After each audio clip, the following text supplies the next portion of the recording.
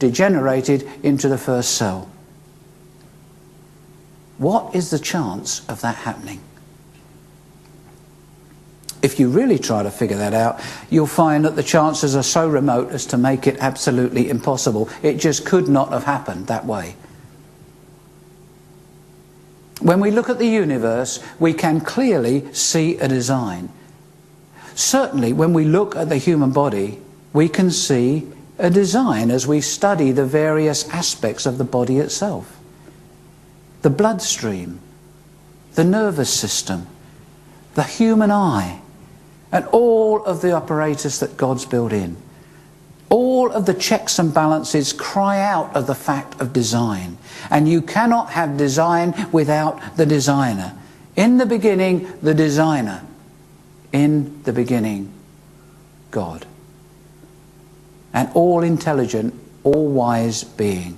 And that is much easier for me to comprehend and believe than it is for me to believe that the whole thing is just a huge series of accidental combinations. Because the chance of those accidental combinations happening are just far too remote. If you really want to get down to it, and you want to study just the first protein molecule itself, you'll find that the chance factors for just the first protein molecule are so great that if they are correct, and of course they keep making the Earth older, don't they? Have you noticed? I mean, when I went to school, I was taught the Earth was 2 billion years old. Now, the latest discoveries, and they're not really discoveries at all, they're necessities that have arisen because they now realise how complex human life forms are, and all life forms are. So they realise that they couldn't have spontaneously generated in 2 billion years, so now they say that the Earth is 10 billion years old. So when I went to school, the Earth was 2 billion years old. Now it's 10 billion years old, and I really didn't go to school that long ago, I can assure you. But even at 10 billion years, I mean, let's give them 10 billion years, let's grant them 10 billion years. That still isn't enough for the proper circumstances and the proper conditions to accidentally put together the first protein molecule. You know, one scientist reckoned it would take 40 billion years for a protein to be produced by random chance. Another scientist said that if you take an A4 size piece of paper and you start writing all the facts and you start computing the random chances that would have to take place and you start writing them down, he said you would fill up that page and then fill up 500 pages, because that's how many pages are in a ream of paper, and then you start to stack up the stacks of paper with figures. He said you would have to fill 40 million universes 30 billion light years wide. Now just work that out in your heads for a minute, would you please? If you were putting combinations together at the rate of 1 billion per second, it is impossible for me to believe that it could happen. And when you look at all the facts, it's harder not to believe in God than it is to believe in God. If you try to deny the existence of God in the beginning, then you have no basis to start from, and it leaves you just totally without a foundation. In the beginning, God. Now, the Bible doesn't tell us when that was, it just tells us how it all began. In the beginning, God created the heaven and the earth. The word here, created, is the Hebrew word bara, which speaks of creating something out of nothing. That's a capacity that only God has. Man cannot bara. We cannot create something out of nothing.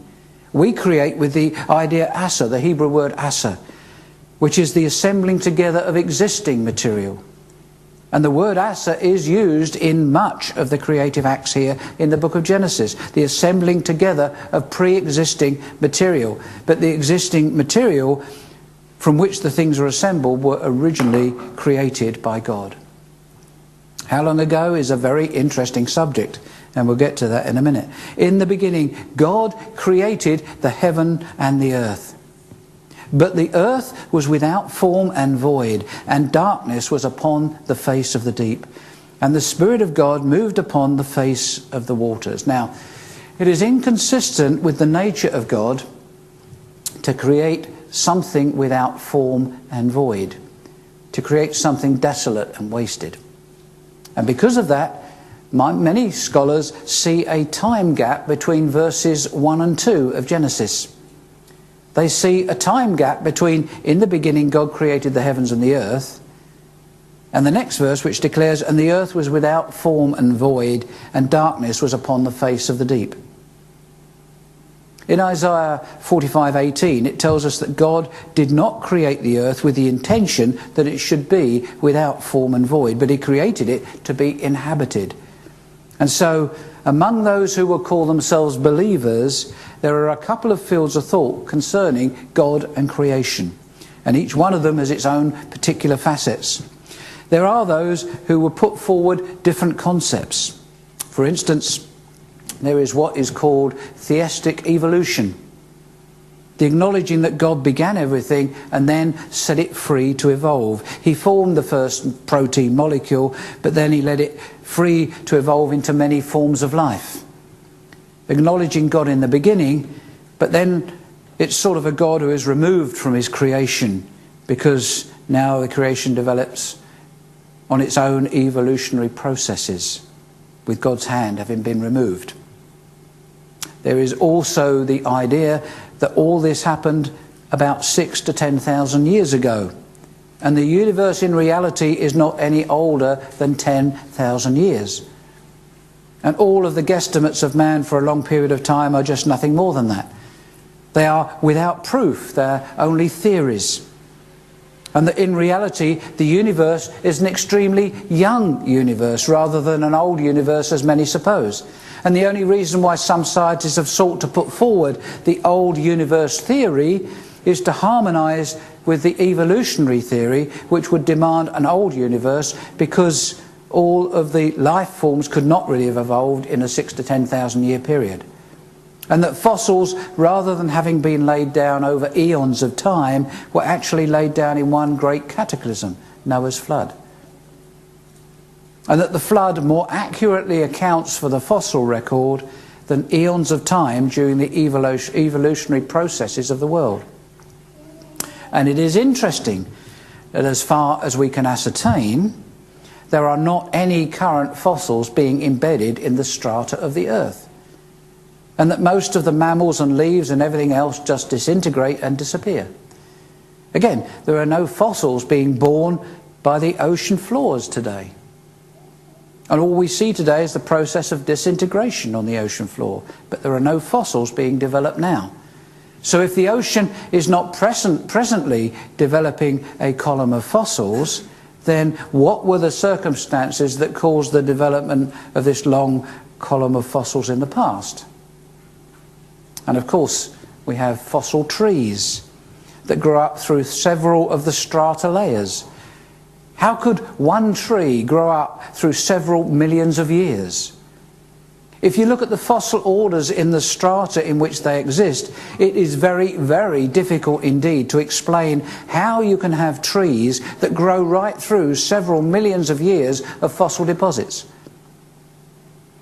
And how is it that you have the footprints of a man within the footprints of a dinosaur, if the dinosaurs were extinct before man ever inhabited the earth? How is that possible? Now again, there's another group of people who say that the days of Genesis were geological eras, and that the word yom in the Hebrew has a variety of meanings, which is indeed true. It's used some 1,100 times in the Bible, and it's translated 51 different ways, giving us some 51 different time spans. It's even used as an indefinite period of time, the Yom of the Lord. And so they say that the days of Genesis are indefinite periods, not real days. Indefinite periods of geological eras rather than literal days. But there again, that presents its difficulties. Because if these days are indeed indefinite periods of geological eras, the problem you have is that if God created plant life in the third geological era and didn't have the sun shining on the earth until the fourth geological era, how did the plants survive for a whole geological era without the sun? And if God created man in the sixth geological era and he rested in the seventh geological era, it means that Adam would have been kicked out of the garden at the earliest in the eighth geological era. And then he would have been much older than the 930 years that's ascribed to his lifespan. So that kind of creates more problems than it solves, really. Now, the idea that God created everything about 6,000 to 10,000 years ago is an interesting idea and an interesting concept, which, if you look at it, is difficult to argue against. If you read the Ten Commandments, for instance, it says there, for in 6 days, and the wording is 6 literal days, God created the heavens and the earth and everything that was in them. And we are told that God actually wrote that down with his very own finger. And then there's the fact that death entered with Adam's sin. So how could the fossil record testify of death before Adam sinned? It's an interesting argument. And one of the things that makes it impossible to challenge, I think, is that how old was Adam the first day that God created him? He was 1 day old. Well, how then could he have a full set of teeth and a fully matured body? We don't know if he had a navel or not. There was no reason for one, but he was created with age-dating factors. In other words, if you look at Adam on the day that he was created, you'd say, well, he might be 30 or 40 years old because he had certain characteristics that would testify to him being more than just 1 day old. So he already had, on his day of creation, certain age-dating factors. And in the same way, God could have created the earth and the universe with age-dating factors, with galaxies already at a certain distance from the planet Earth. So if you looked at it, you might say it was 10 billion years old, when in reality it had just been created a few moments ago.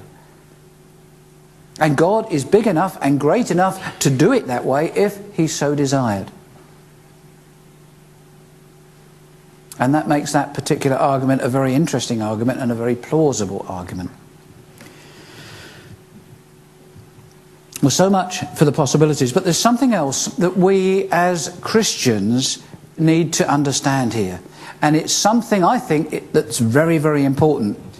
And that is that there is a difference between mankind and the animal kingdom. And that is that we were brought into fellowship with the living God and into communion with him. And we alone understood the relationship of creator and creation. And we worship. Man alone has the capacity to worship. Now, all of that is under attack today. And you have to understand that many things that are done in the name of science are being done to undermine some of the simplicity of the book of Genesis. You need to understand that they're not all necessarily setting out to undermine God's role as creator, because many of them have a genuine desire to accumulate scientific fact. But the point is, there is a concerted effort, and the enemy is behind it, to undermine all of these beginnings and origins, and to undermine man's relationship with God as creator. Because in that is man's role to worship, and man's role as being accountable to the living God.